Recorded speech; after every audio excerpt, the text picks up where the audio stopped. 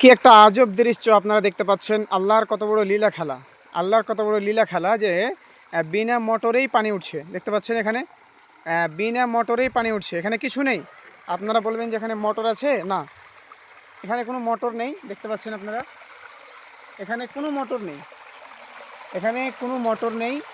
এমনিতেই আল্লাহর কত বড় লীলা খেলা যে দেখেন পানি উঠছে, দেখতে পাচ্ছেন। এই যে দেখেন, সম্মানিত দিনী ভাই ও বোনেরা, ঝর্ণার মতন পানি চুঁয়ে আসছে।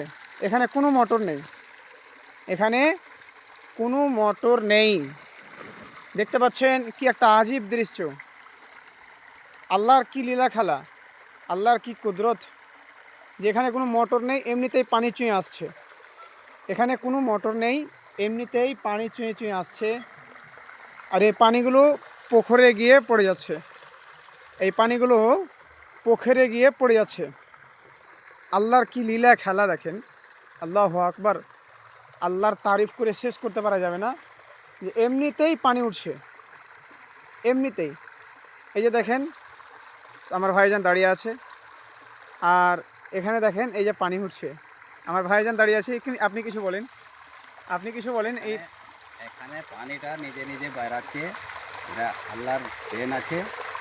আর মানে এটা যখন বর্ষাকাল আসবে তখনই শুরু হবে, তারপরে আবার একটু জোরে বলেন, একটু জোরে বলেন। বর্ষাকাল যখন আসবে তখন শুরু হবে, তারপরে নিজে নিজে আবার শেষ হয়ে যায়, আবার বর্ষাকাল আসলে আবার চালু হবে।